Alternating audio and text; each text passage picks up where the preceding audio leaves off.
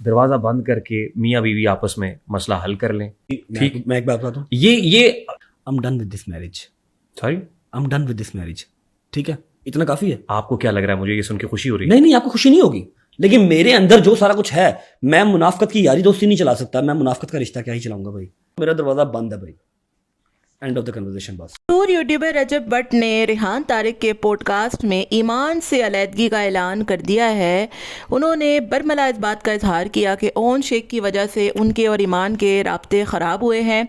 एक मर्द की ज़िंदगी में बहुत सी ज़रूरियात होती हैं, मर्द का काम सिर्फ पैसा कमाना नहीं होता।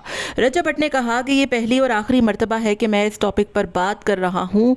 यहाँ तक आने की नौबत इसलिए आई क्योंकि ओन शेख ने जगह जगह जाकर जलालत भरी इंटरव्यूज़ दिए, लोगों को गलत बातें की, मैनिपुलेट किया, माफ़ी मांगता है, फिर मुझे जलील करता है। सोशल मीडिया हर किसी का है, जो चाहे इस्तेमाल करे, लेकिन मेरा नाम लेकर और मेरा नाम ख़राब करके उस बंदे को क्या मिलता है? अपनी बहन का जो सगा ना हो वो भला किसका सगा हो सकता है? उसको तो अपनी बहन के जो है वो उसकी परवाह नहीं है। और इनको इंस्ट्रक्शन देने वाली ईमान और उसकी माँ ही थी। रजब भट्ट ने कहा कि मेरे घर के दरवाजे ईमान और उनके लिए हमेशा के लिए बंद हो चुके हैं। मेरा इतना बड़ा दिल नहीं है कि जो बंदा मेरी माँ बहनों को नचाने वालों के साथ बैठे यारियां लगाए, दोस्तियां लगाए, उससे पैसा लेकर मेरे ख़िलाफ़ वीडियोस बनाए, मैं उससे दोस्तियां लगाऊं, उसको घर में बिठाऊं और उसकी बहन को अभी तक अपने घर में रखूं। किवान मेरा बेटा है और हमेशा मेरा बेटा ही रहेगा, लेकिन ईमान के हवाले से अभी तक कुछ फ़ैसला नहीं कर पाया हूँ। हाँ, दरवाजे अपने घर के अब उनके लिए मेरे बंद हैं। मेरी माँ की तबीयत इन तमाम चीज़ों को देख कर ख़राब हो जाती है। ना मैं ईमान के लिए मर रहा हूँ, ना वो मेरे लिए मर रही है। बेहतर यही है कि इंसान के जहाँ पर दिल न मिले वहाँ से अलहदगी इख्तियार कर ली जाए।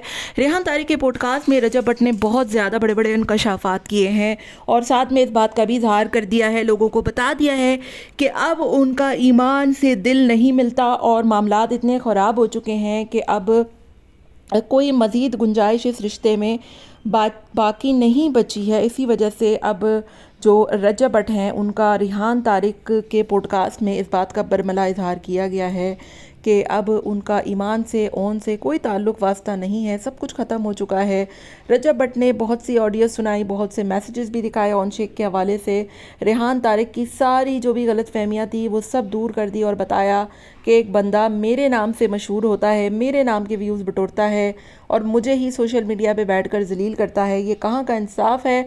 ईमान को और उसकी माँ को इस बारे में उसको समझाना चाहिए था, लेकिन अफसोस कि पैसों के लिए ये लोग इतने पागल हो चुके हैं कि ये लोग अपने घर भी बर्बाद करने पर तुल गए हैं।